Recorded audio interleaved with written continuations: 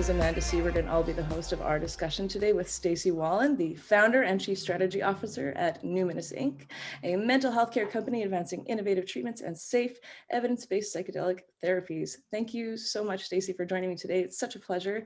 How are you doing today? And can I ask, where are you speaking to me from? Yeah, thank you so much for having me. I'm delighted to chat. I am calling in from Vancouver, British Columbia, otherwise known as the ancestral lands of the Musqueam, Squamish, and Tsleil-Waututh peoples. And overall, I'm feeling pretty well today. It's a wonderful week. Weather's pretty great. Yes, it is. I'm in, just outside of Vancouver as well, and the sun is shining, so no complaints on my end. So really exciting things going on lately with Numinus, some really interesting overlap happening, with MAPS. So I'd like to touch on that recently, the recent news out of MAPS. So MAPS phase 3 trial revealed that 2/3 of their participants no longer met the diagnostic criteria for PTSD after taking MDMA in conjunction with psychotherapy. These are fascinating, very exciting results for everyone working in this industry. Now, how do these results affect the ongoing research on MDMA at Numinus, and what do they spell for the future of both your research and your clinical teams? Yeah, I mean, firstly, incredibly excited and optimistic about those results. Like, holy, what a testament to the great work that's happening in the broader space, and just the efficacy of the MAPS protocol and approach. I mean, those are really, really incredible outcomes. And I mean, we were thrilled to hear of those results. So, I mean, the nice thing about that is that we're working really closely with MAPS, and there's not a huge shift in what we're doing with our research with MDMA as a result, because we're already using the MAPS protocol and the MAPS training program and working hand in hand with MAPS. So we're really actually carrying out just another version of the same study that generated such fantastic results. So that's really awesome. We're excited about that. Yeah.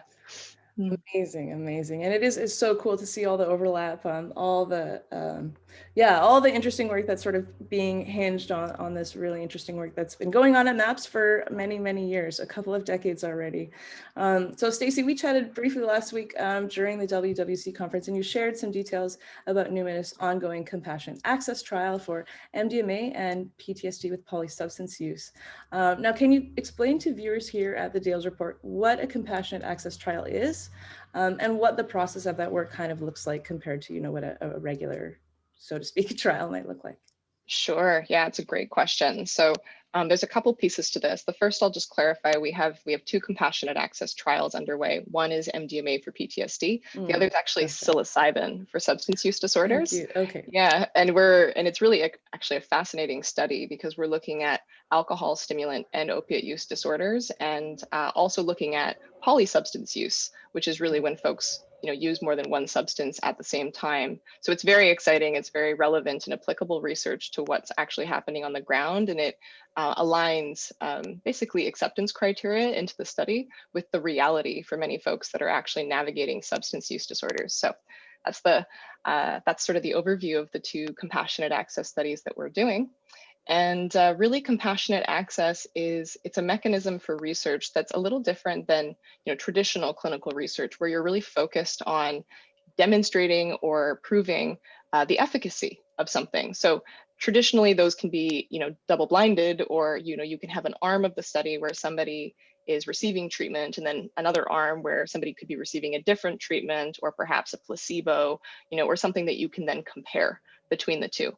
In our case, every person who is accepted into the study receives the treatment. So there's no other arm or second way that you can participate. Every person receives compassionate access to the same medication and the same protocol as part of the same process. And so it's really much more around, validating the delivery mechanisms, adding to the evidence body, informing regulation, and increasing access for those that need it and can't access via other means. Amazing. And you're using a word there that I think is so important, access. Yeah, really, really, really important stuff. So at the root of so many of these issues that we're trying to heal, with psychedelics is trauma. You mentioned, substance use disorder, post-traumatic stress disorder. We know about depression and anxiety. There's a whole long list of them, and so many wonderful companies doing research specifically into those. But I'd like to ask you about trauma-informed training specifically. So how does MAPS training for therapists, physicians, and staff, which I know staff at Numinus have received, how does this prepare them for situations like trauma re-experiencing and so on? And are therapists required to undergo their own psychedelic experience as part of this training? Such an important question. I'm so glad you're asking it. Really, I'd say that our efforts in this area are part of a broader umbrella that we refer to as trauma-informed care, which includes things such as cultural sensitivity and safety, understanding the reemergence of trauma, holding trauma in context as to how it shows up in the body, how it shows up in the mind and behavior, how it shows up in relational patterns. And so really trying to understand trauma as a much more complex thing than some of the other definitions for trauma. So, for us, we're really prioritizing trauma-informed care from tip to tail. Is really a complete part of our care model or our care manifesto. And this includes trauma-informed training. And you mentioned MAPS, which is one of the avenues for training that we implement and deploy for everybody that we work with. But really, this is where we do some internal training. We do cultural sensitivity training, Indigenous cultural safety training, and really wanting to make sure that every person on our team, understands what's actually unfolding for people when they step into this work, understands the unpredictability of what can come up in these kinds of sessions or in this kind of work, and is just really prepared to compassionately hold space and direct as needed and understand, these very real complex trauma webs, some of which are acute and some of which are more complex, which speak to things such as, somebody's background, somebody's existence or, just experience being in power dynamics or structures or, identity-based trauma, which can be very deep-seated and just require really thoughtful and unique care. I really do appreciate that MAPS does all this work with Numinus, and especially the training piece. It's so important. I mean, when you're going into a psychedelic experience, to know that the person that you're sitting with has the knowledge to guide you through that in a respectful, kind, safe way. So important. And I know this is a space you are experienced in. I know that also one thing viewers really appreciate when it comes to executives in this space is the ability to maybe open up a little bit about their own experiences. And if you are willing to share, we don't have to go too deep, but I would love to know how this journey started for you and how how it sort of led to you to founding Numinus in 2018. Thank you. Yeah, it's actually, I think, a really important part of how this entire scene is unfolding is us creating space to have these kinds of conversations and to share, our personal motivations, our personal journeys and experiences, especially for those that are creating solutions in this space, that we stay connected to the why behind all of it. So anyway, I just appreciate the question. Yeah, I mean, it's a complex answer for me on this too. I'll do my best to hit some of the key points. For me, it really started in childhood, as I think it does for many of us. I was raised in a household with two very loving parents who also had to navigate a lot of really complex mental health situations with me and my siblings. And there was not a lot of safety. Everything was quite stigmatized in the sense that, it was not something that we really spoke about. And so my parents did the best they could, but I spent a lot of my upbringing trying to understand what was going on, not knowing where or how to ask about it, going to mental health summer camps, just really seeing the limits, honestly, of the pharmaceutical approach and the suffering, the extreme suffering that was happening around me that was pretty overwhelming for a young person. So yeah, I feel like I've lived a really intimate life with mental health, and I've seen a lot of what can happen when it's not really thoughtfully cared for. And I've also had my own personal journey, of course, is the other side of this. So some key things there are that I actually experienced some acute trauma when I was 6. And it led to me going through a period of time where I lost a bunch of weight, I stopped speaking, I sort of had a trauma response to it. And it affected my social skills and my well-being for most of my childhood. And so I had to find tools that helped me come out of that and learn to be competent and, have a social life. And that was a really difficult journey for me, growing up. So I feel like there was a foundation in a trauma response story that led to a lot of my adult life. And I mean, I obviously experienced some other things in my adult years. I went through a couple other traumatic experiences that ultimately I was diagnosed with complex PTSD. And I had a series of near-death experiences when I think I just turned 26. And this was really, I mean, it was quite a touching period in my life. It really moved me and changed me in a variety of ways. But long story short, it was my first real experience with altered states of consciousness in this more, spiritual way.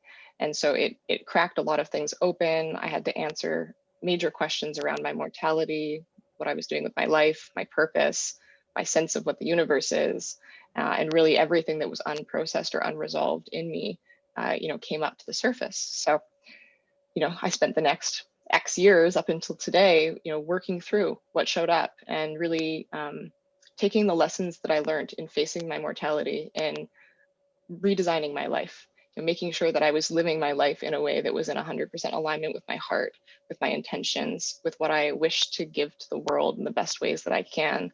And, trying to hold what my experiences have taught me and the empathy that they've created in me for how this suffering shows up in people's lives, and hold that very near and dear to my heart as I'm doing my work in this space. And I find that I both feel challenged and lucky by the fact that I'm still going through such major mental health dynamics in my family, because it's obviously challenging, but it also is an ongoing reminder and calibration mechanism to make sure that I am always staying very, very true and very close to the heart of what we're here to do, and to make sure that I'm keeping things such as accessibility and trauma-informed care at the forefront of what we're designing.